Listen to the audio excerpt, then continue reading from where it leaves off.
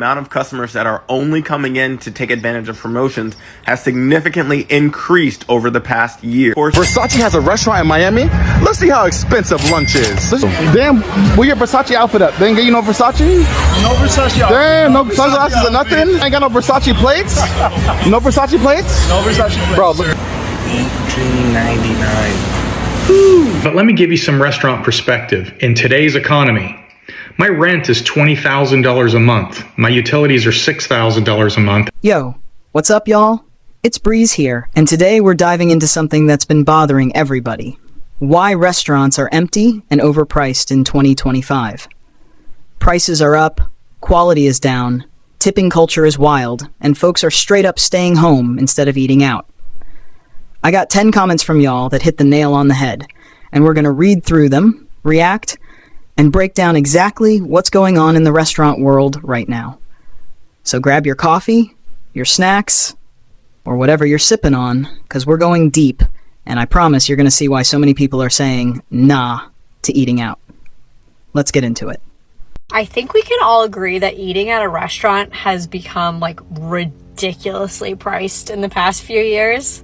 We cook at home most of the times, but we like to go out once or twice a week. And I honestly feel like me and my husband, cannot go out to lunch or dinner without spending $50+ and we don't even drink.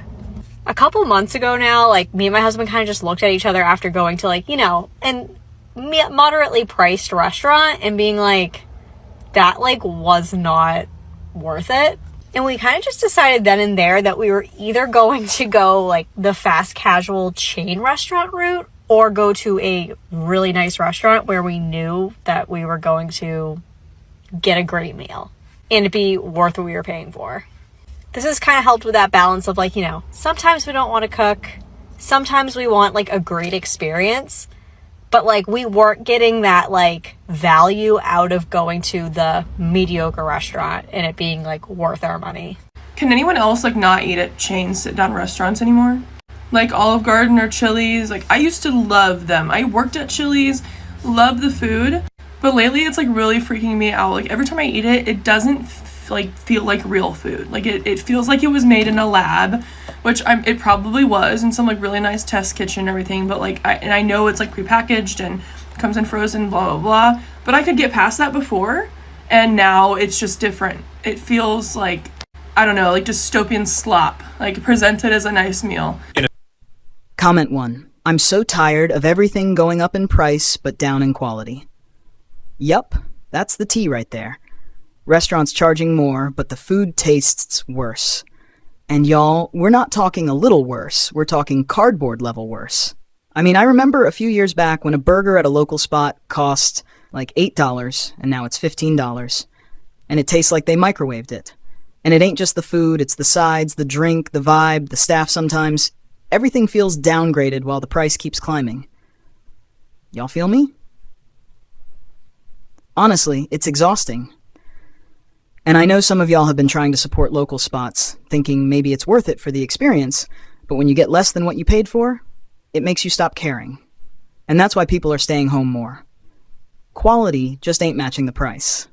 American restaurants, you're paying over $20 for microwaved frozen food, and people are wondering why no one wants to eat out anymore. This isn't just some crazy theory, this is actually true. Restaurants openly admit to this. The system is absolutely collapsing on itself. People can't afford it. Customers aren't going out anymore. These places are sitting empty on Friday, Saturday nights. I could go to Central Avenue on a Friday night and film an empty restaurant for you guys if you don't believe me. It is happening over and over and over again every weekend at this point. As a live musician in this city, I can see it firsthand because the gigs are the first thing to go. If there's no one in the restaurant, they're not going to pay for live music. And this loss of restaurants in America is going to be studied. This is bad. So I'm walking home, right? And I see all of these bags of chicken meatballs. I'm like, why on earth would a restaurant, where would these be coming from? You know what? Cater to You Kitchen. You pay for catering and you get chicken meatballs from a box. Comment 2. I've been told if I can't afford to tip, I shouldn't eat out. So now I don't. Ooh, now that hits different. Y'all, tipping culture in 2025 is wild. People are literally expected to tip 20% on food that's lukewarm or half cooked. And if you don't, you're somehow the bad guy. Folks are just like, nah, I'm not doing it. I'll cook at home. And honestly, I can't blame them. Think about it. You spend $50 on dinner, tip $10, and it wasn't even good. That money could have fed you for 3 nights at home. And let me tell y'all, I've been to places where they actually do care, right? The servers are respectful, the food's good, and tipping feels natural.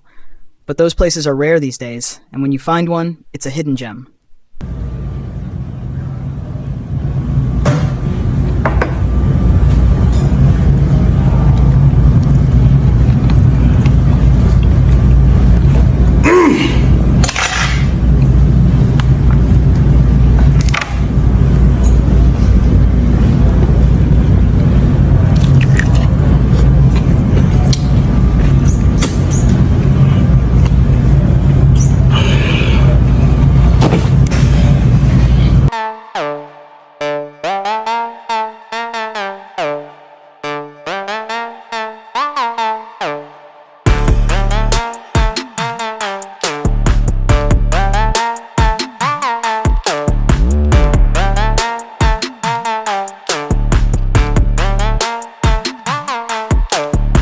Comment 3. They are empty because a side order of basic fries is $9. $9 fries? Y'all, I can buy a whole bag of fries at the store for like $5 and still have change. And these fries? They're not even fancy, just plain basic fries. And somehow that's a $9 item on the menu. I mean, come on. And it's not like the portion is bigger or the seasoning is special. It's a sad little plate of fries that costs more than some people spend on a full meal at home. That's why folks are ghosting these places. It's ridiculous. And it's not just fries, y'all. Sides in general have gone up crazy. A salad that used to be $6 is now $12. A soda that was $2 is $5. People notice that and they stop coming back. You can't just keep hiking prices and expect loyalty, especially when people can make something better at home.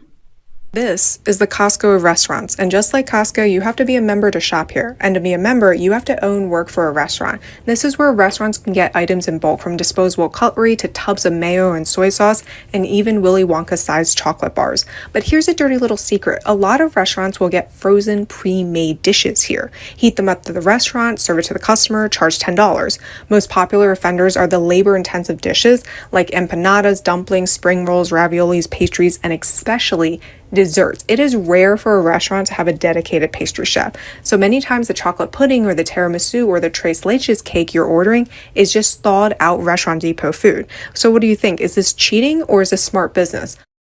Applebee's and IHOP are losing money. They are amongst the latest restaurant chains to announce that customers are walking away from higher priced items and not spending as much time in their restaurants. Remember that Applebee's and IHOP were part of the group of restaurants that raised their prices over the last few years, and they are seeing customers pull back as a result. In fact, Applebee's says that the amount of customers that are only coming in to take advantage of promotions has significantly increased over the past year. Of course, it's little wonder that customers are getting very savvy and are only focused on deals when the price of food has skyrocketed so much, especially eating out and amongst even fast food restaurants. Applebee's and IHOP say that they hope to turn things around for themselves by focusing on innovative new menu products. So what, can customers expect more of those watered down Dollaritas? Either way, given current economic conditions, I highly doubt there's going to be much that either restaurant can do to coax customers into spending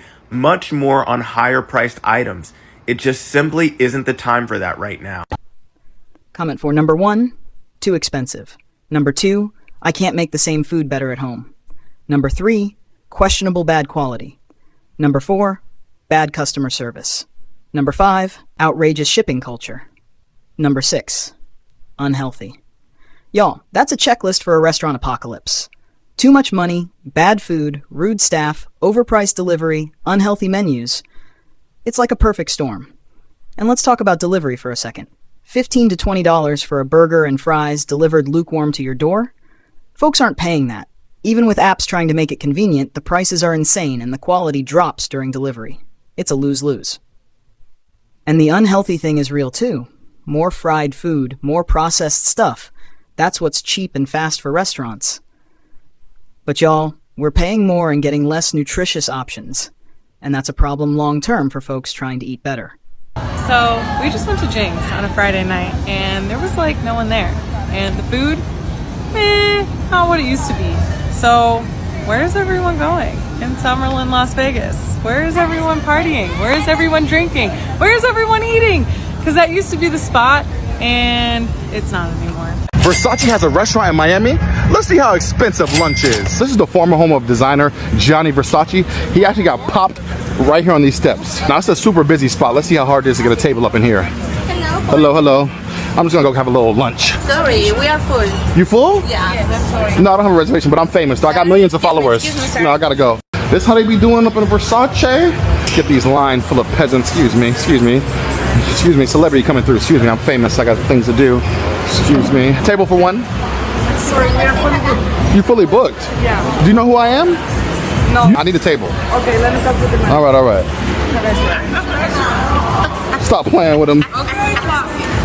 And I love fit. Okay, you got Something opened up? Yeah. Thank you.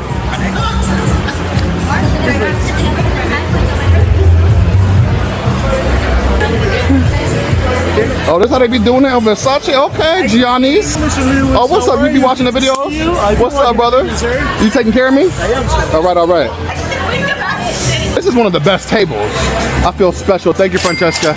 Appreciate you. Oh, wow, look at the menu, y'all. This looks like my outfit. How are you? Amazing. Welcome to the Versace Mansion. I feel at home. I trust you. I don't need the menu. Take that away from me. I'll take care. I'll let you pick my meal. No price limit. No worries. Oh, wow. Look at the... Damn, that came out quick. Hold on. What we got going on? Oh, it's me again. What's up? Kobe beef carpaccio. Carpaccio. Oh, wow. Arugula and pecorino. Listen, Leo, I'm scared of this. I don't normally do raw beef. You have nothing to worry about. All right. Burrata. My favorite. Now, is this fresh buffalo mozzarella? Yes, sir, that is. All right. And The prosciutto? Italian prosciutto. De Parma? De Parma. Stop playing with them. Salute, bon appetito. Thank you. Damn, where your Versace outfit up? They ain't get you no Versace? No Versace. Damn, no sunglasses or nothing? Ain't got no Versace plates? No Versace plates? No Versace plates. Bro, good thing I brought my own Versace plate, bro. You know what I'm saying? I'm gonna put the burrata on that. So beef carpaccio is basically just raw beef? I mean, come on, sushi is already doing too much. Like, y'all want me to put raw cow in my mouth now? Okay, I'm gonna take one for the team. Actually, you know what? It's not that bad. It's very thinly sliced and I love that truffle flavor. And the buffalo mozzarella, oh my goodness, it's so authentic, it's so fresh. You can tell it was handmade and they use some local cheesemakers around here. Prosciutto di Parma, the only type of prosciutto I eat, not that cheap stuff. Now this looks like quality prosciutto. I'm not sure where they get this from, but it's salty, it's nice and thinly sliced. You can taste the fattiness and the savoriness. Ooh, I like this little olive oil container. I'll be taking that to go. Thank you very much.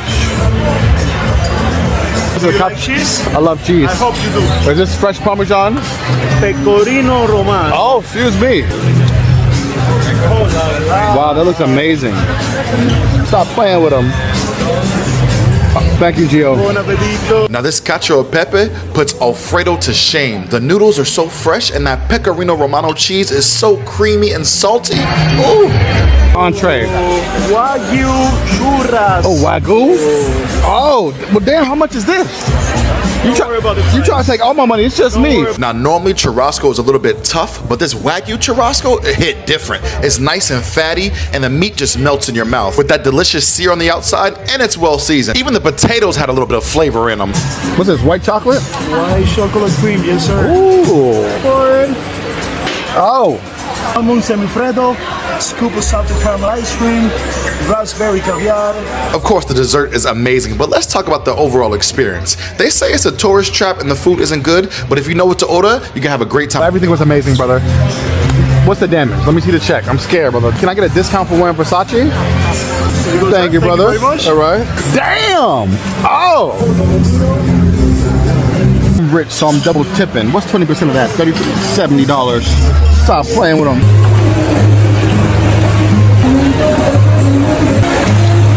Well. Comment 5. Private equity companies are destroying restaurant chains, hospitals, veterinary clinics, retired homes, apartment complex, and even trailer parks. Their only objective is to maximize profit while lowering quality, cost, and screwing over employees by whatever means necessary. Y'all, this one goes deep. It ain't just restaurants, it's the system. Big companies buy everything, cut corners, and squeeze the workers. Who suffers? The people eating the food and the people making it. Subway. A foot-long sandwich, the Beast. $18.99. Woo! 12 for the half foot, and ain't right. Is price actually the problem why people are going out less? I think at the end of this video, I'm going to surprise you. So we see this article from December 22nd of 2023. It talks about how, as you can read the headline, is it price or is it something else why people are dining out less? So now this first part would show you, it says that to be clear, there hasn't been an exodus from restaurants exactly, but the anticipated rebound of the pandemic has been slowing. But you see things like this. Like, so at the end of this, late night Taco Bell runs were way up. The fast casual has gone up. We still left our homes in search of convenient food, fast food joints, all that type of stuff. So we're seeing, and this would lead you to believe that maybe price is the problem because these are oftentimes the cheaper option. But not so fast, my friend. As you would see here, when it comes to the more expensive locations, it seems as though they're either doing all or nothing. Customers are doing all or nothing. They're either going to Carbone or these really high-end viral places that are doing great, or they're not going out at all. It's no longer in between where they'll go out for the nice place, but nothing crazy. It's just different. And this is what we've seen in 2023. Comment 6. They mock customers, they force tipping, bad food, and prices went up for no reason. And they wonder why no one goes out anymore. Exactly. And don't y'all love it when they act like it's your fault? Oh, you don't like our prices? Then don't come. Bruh, nobody wants to come when a $15 salad tastes like sadness. And let's be real. When the staff are forced to smile while being underpaid, it shows. That energy hits the customer, and it's just bad all around. You want to know why your sandwich costs so much at the local restaurant? My friend Dan sent me a text the other day. He was at one of my restaurants. He said, "Brian, I just ordered a BLT at $16. You realize it's just bread, bacon, lettuce, and tomato?" I said, "Yeah, Dan, but let me give you some restaurant perspective. In today's economy, my rent is $20,000 a month. My utilities are $6,000 a month, and my labor is currently running about $60,000 a month. That's at 28%. So I'm in for $86,000 a month before I sell a single sandwich. At a 32% food cost, I have about $11 profit in that sandwich. That means I have to sell 93,800 sandwiches a year, or 257 a day, just to break even and make no money. 1.5 million in revenue, and I don't make a dime. That's why your sandwich costs so much. That's a reflection on our economy." Comment 7. I own a diner in a rural area. We make almost everything from scratch. We keep prices reasonable. We are busy and growing. Restaurants using pre-cooked processed food are due to difficulty finding skilled cooks. They can't keep good cooks because they don't pay them. My employees are paid well. It takes a team to run a good, and I value my employees. This diner owner deserves applause, y'all. Fair pay, fresh food, and valuing the people behind the counter. Meanwhile, chains? Nah, they ain't even trying. And y'all, this is proof that when you treat your employees right and keep prices reasonable, people show up. Simple as that. I'm at my job at Denny's, and it's literally not a singular customer, and we are empty. It's 3 employees, and we're in California too. So in California, we get paid $19 an hour minimum. So there's 2 servers, $19 an hour. One of them, he's been here longer than me, so I'm assuming that his pay is somewhere in around like $23 an hour. And then we got a cook, probably makes about $25 to $30 an hour. So just in labor costs alone, they losing almost damn near like $80 an hour. LA follows Las Vegas footsteps as visitors to city plummet 50%. No one's going. We're talking about people taking trips. They tend to do that when they think their lives are good. Nobody goes, "Hey, I'm unemployed. I just got thrown off Medicaid. Do you want to go to Vegas?" Comment 8. I worked at an overpriced coffee shop for 3 months who claimed that everything was organic and local, but everything came from Sasco, Costco, and Walmart. That's classic fake fancy energy, claiming local and organic while secretly sourcing from the cheapest supplier. Folks aren't dumb. Transparency matters. And it makes sense why people stop trusting restaurants. If they feel like they're being lied to, they take their money elsewhere. Even a small place doing it right will earn loyalty faster than a big chain with fake claims. I am someone who used to really value going out to dinner, and I would actually budget a lot of money every single month for going out to restaurants. That was a big part of my social life and how I got together with a lot of my girlfriends. And now I would say that I've eaten out at restaurants maybe 5 times in the last 6 to 8 months, literally since the summer. A few months ago, I went out to dinner with one of my friends. This was early December. And we got pizza and wine and salad. And so we're sitting at this restaurant at this little teeny tiny table sandwiched between 2 other groups of people. So we have barely any space. The table is not even big enough to fit everything that we ordered. We got a glass of wine each. We got 2 individual sized pizzas. And mind you, neither of us eat meat. I ordered the vegan pizza, which didn't have any cheese. It was literally just a pizza with eggplant and sauce. And she ordered just a white pizza, no meat. So 2 of the least expensive pizzas on the menu. And we split a kale salad. And we each paid $80. The waiter came over with the bill and I was like, what did we order? And the food was good. But $80 for pizza, wine, and salad is ridiculous. So there's certain businesses I always say stay away from. Number 1, especially for me, I don't see myself ever getting involved in this type of business, is the food industry. You can speak to any restaurant owner. It is a graft. The margins are low. You have to stress about the quality being the same every single day. I wouldn't be able to step away from that. I would find myself there every evening, every weekend. I wouldn't have a life. Yes, there may be some people who have made the fortunes in the food industry. I'm just saying it's one of the hardest ones. Comment 9. The generation that is drowning in student debt, can't find a job, and will never own a home, isn't spending money. They don't have taking their family, they never started out to a restaurant. Facts. Millennials and Gen Z don't have the cash. Even if they wanted to splurge, $50 for dinner for 2 ain't happening when rent and student loans eat everything. And let's be honest, some of these younger folks are smarter with money than older generations. They're cooking at home, meal prepping, making it stretch. Restaurants aren't empty because people don't like food. It's economics. Plain and simple. Comment 10. Just don't eat out. Cook at home. Bring lunch at work. You will be amazed by the money you saved. And that's the takeaway. Simple advice, but powerful. Meal prep, cook at home, pack your lunch. It all adds up. Honestly, it tastes better than most overpriced joints too. And don't even get me started on how much healthier it is.